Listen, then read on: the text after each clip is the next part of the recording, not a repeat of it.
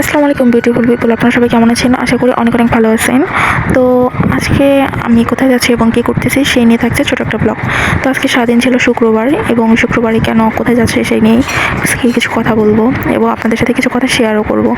তো আমি বাসা থেকে একটা অটো পাচ্ছিলাম না, তো আমার একটা মামার ভ্যান গাড়িতে উঠে চলে আসছিলাম সাদ্দাম মোড় পর্যন্ত। দেন হলো ওখান থেকে একটা অটো নিয়ে মহিলা কলেজে চলে গেছে। আর আজকে কলেজ মানে শুক্রবারে কলেজ, এর মানে কি আসলে? এর মানে হলো আমাদের কালকে হয়েছে পরীক্ষা আর আজকে প্র্যাকটিক্যাল খাতা সাইন করাইতেছে। যাই হোক, আমি আর আমার ফ্রেন্ডরা মিলে সবাই চলে আসছিলাম কলেজে। তারপর প্র্যাকটিক্যাল খাতা সাইন টাইন করিয়ে আমরা বের হয়ে আসলাম। কী আর বলবো, মানে স্যাররা যা বলে তাই শুনতে হয়, কিছু করার নাই। শুক্রবারেও আমাদের কলেজে আসতে হয়েছে। এগুলো নাকি আমাদের কর্মের ফল ভোগ করতেছি। যাই হোক, করি আর কি করব, কিছু করার তো নাই। তো কলেজটাকে অনেক অনেক মিস করবো। আজকে আমাদের শেষ কলেজে আসা, এরপরে হয়তো আর আসাই হবে না। যাই হোক, অনেকগুলো বান্ধবী আসছিল, ওদের সাথে কথাবার্তা বললাম, অনেক ভালো লাগলো। দেন হলো আমি আর আমার দুইটা বান্ধবী মিলে চলে যাচ্ছিলাম স্বপ্নতে।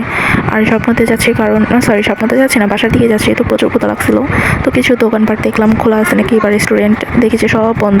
কারণ মাত্রই নামাজ শেষ হয়েছে, মানে 1:30 বাজে। দেন হইলো সব কিছুই তো বন্ধ, তাই না? তারপরে আমরা স্বপ্নতে চলে গেছিলাম কিছু স্ন্যাক্স নেওয়ার জন্য। আর আজকের আকাশটা কিন্তু অপূর্ব সুন্দর, তাই না? একদম মনের মতো। যাই হোক, তারপর আমরা এখান থেকে কিছু স্ন্যাক্স নিয়ে নিলাম। দেন হলো আমরা উপজেলায় বসে খাওয়া দাওয়া করবো।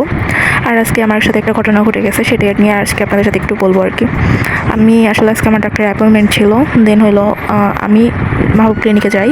দেন ডাক্তারের কাছে যাই, ওনার সাথে আমার 2বার করে কথা হয়েছে। 2বার করে মানে আমি দেখাইছি। দেন হলো আমি সুস্থ হইতে পারিনি এখনও আমি অসুস্থ। আমি ঠিকমতো আর কি ওইভাবে করে সুস্থ হইনি এখনও। যাই হোক, ওনার সাথে আমি কথা বলছি যে আমি যদি এরপরে আসি তাহলে উনি আমার কাছ থেকে কোনো ভিজিট নেবে না, যে বলুন আমি সুস্থ না হবো। যাই হোক, তো আজকে আমার মানে আর কি যে গেলাম শুক্রবার যেহেতু, যাওয়ার পরে উনি বলতেছে যে না 400 টাকা লাগবে। আর এদিকে তো আমি 1 টাকাও নিয়ে যাই নাই বেশি যে আমি তাকে দিব, এরকম পর্যায়েও নাই।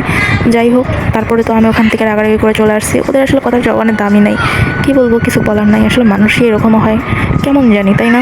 মানুষ কথা দিয়ে কথা রাখে না। আর হইলো বর্তমান বাংলাদেশের যে পরিস্থিতি, একটা ভালো ডাক্তার নাই, না আছে একটা মানে ভালো শিক্ষার অভাব।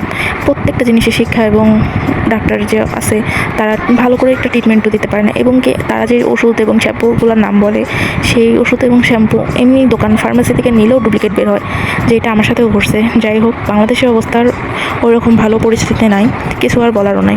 তারপর বাসায় চলে আসছিলাম। দেন হইলো বাসায় এসে কিছু খাওয়া দাওয়া করে নিলাম। আম্মু কিছু মানে টুকটাক কিছু রান্না করছিল, তারপরে ওগুলা খেয়ে তারপরে আপনাদের সাথে ছোটো একটা ভিডিও শেয়ার করতেছি, এটাই আর কি। তো আমি আমার ওপিনিয়ন জানাইছি, সবার কেমন হবে মানে সবার মতামত কেমন সেটা আমি জানি না, আমি আমার ওপিনিয়ন জানাইছি কিছু কিছু আর কি কথা। যাই হোক, আর মানে শিক্ষা এবং হলো ডাক্তাররা ওরা মনে করে যে এটা হলো টাকার গাছ, যে আসলে তারা যাকে দিবে টাকা পড়বে, এরকম একটা অবস্থা। কিছু বলার নাই, তাদের কথাবার্তা শুনে এরকমটাই আমার মনে হইলো, আর কিছু বলার নাই। যাই হোক, ব্যাপার না। তো এভরিওয়ান, আমার ভিডিওগুলো আপনাদের কেমন লাগে অবশ্যই কমেন্টে এসে জানা যাবেন। আর আল্লাহ হাফেজ।